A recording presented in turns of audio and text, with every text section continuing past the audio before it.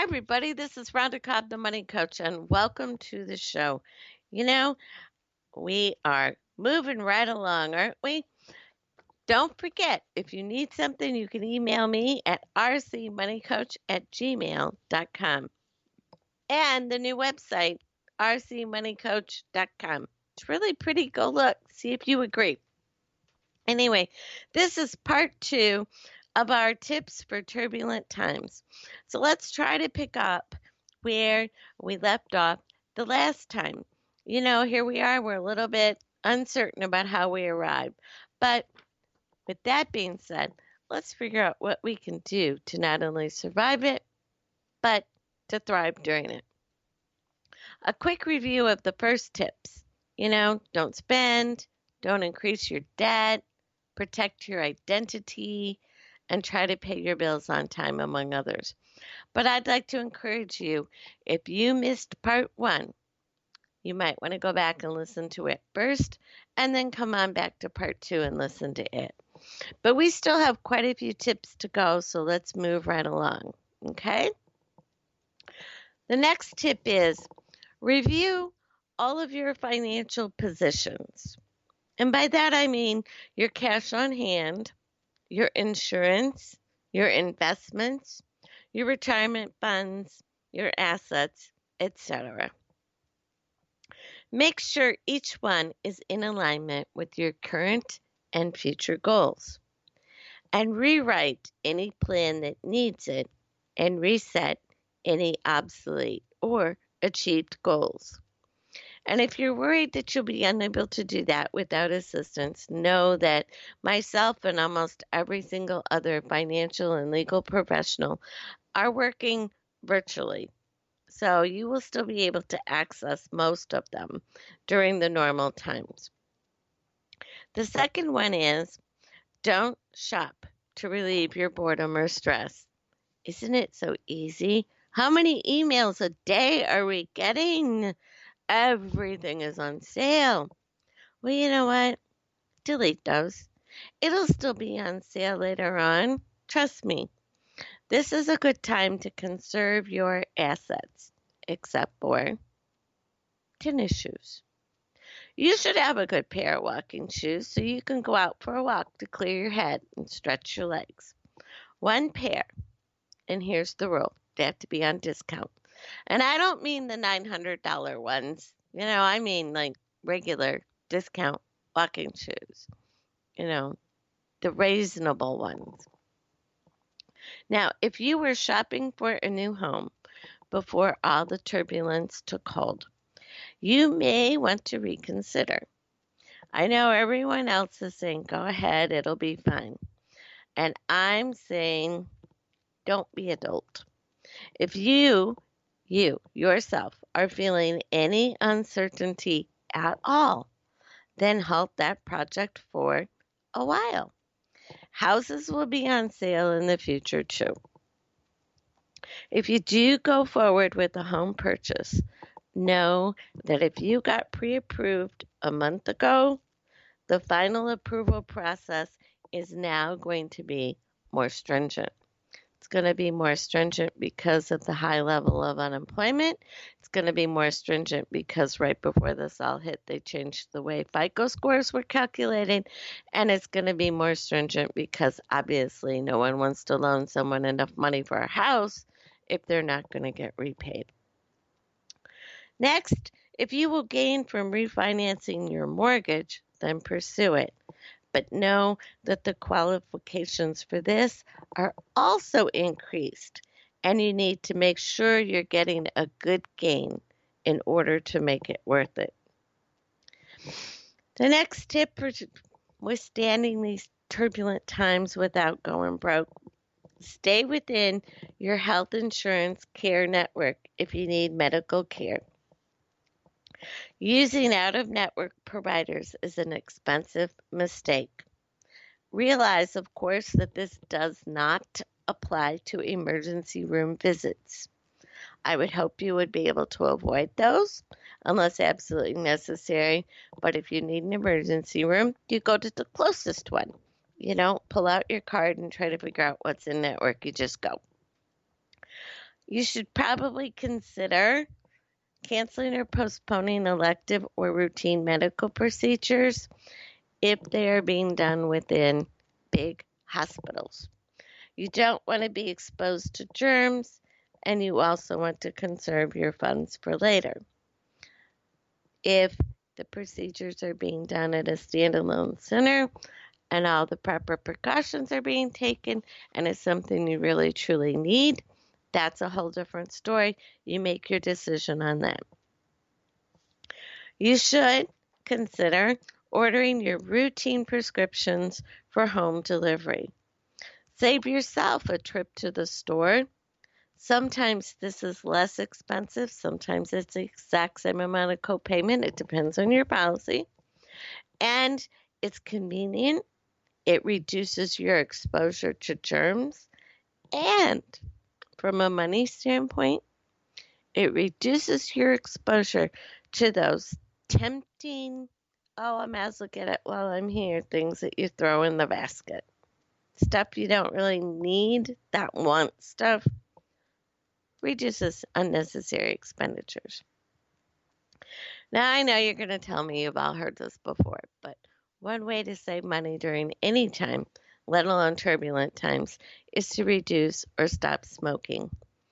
Not only is it hazardous, and yes, you know that, you've heard that 1,000 times, but it's really expensive too.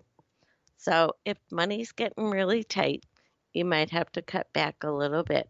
Just saying, not nagging. I'm not nagging. Now, the other thing is, boy, I'm looking around my house and I'm thinking, oh, I could do this or I should do that. No, I shouldn't. No, I can't. No, I couldn't. This is not the time to spend money redecorating or remodeling. This is the time to clean it and enjoy it. It's good. I like it. It's good just the way it is. You can make lists though. Boy, I've got some good lists going. And plan some projects for later on. All right, I did build a garden bed and I put dirt in it too. But that wasn't a big expense. That was just making it. If you decide that you want to sell some of your unwanted items, there is a good chance you won't get as much for them as you think they're worth. Because a lot of people are in that same boat. So supply and demand.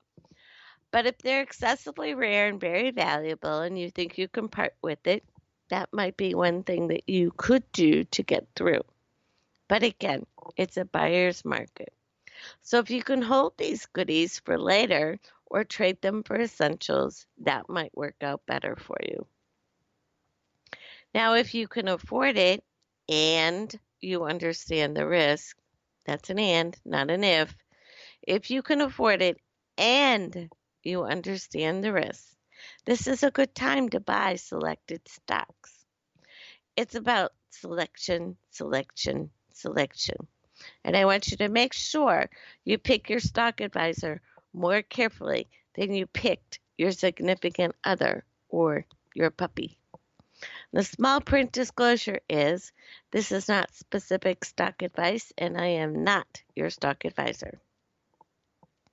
And also along those same lines, on the other side of that coin, unless you have no other choice, this is not the time to sell stocks, bonds, or mutual funds. Again, this is not specific stock advice, and I'm not your stock advisor. I just don't want to see you lose 30%.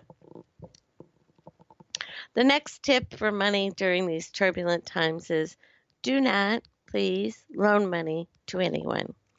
I don't really care if you can afford it. If you're not a bank or a millionaire, you really truly are not in a position to loan money to anyone, no matter how much you love them or how loud their guilt trip is. Everybody is kind of on their own.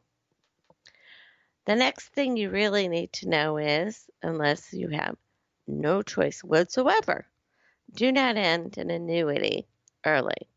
Remember, it's been a while since we did a show on annuities.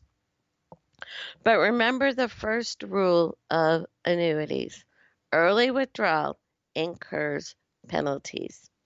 The only way to lose money on a fixed annuity is to withdraw it early. And there could also be hidden penalties if you take that free 10% yearly withdrawal. So I'm telling you to look before you leap.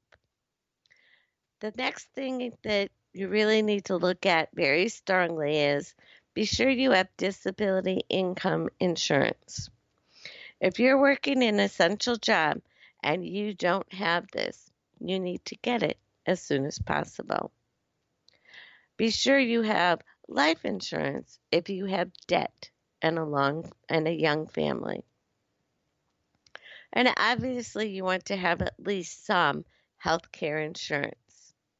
Now for all the insurance questions, email me for more info and I'll help you get to the right agent, the right place, or the right answer, whichever the case may be. Here's one idea for you. If you have a good credit score, you can transfer any existing credit card debt to one of those 0% transfer cards.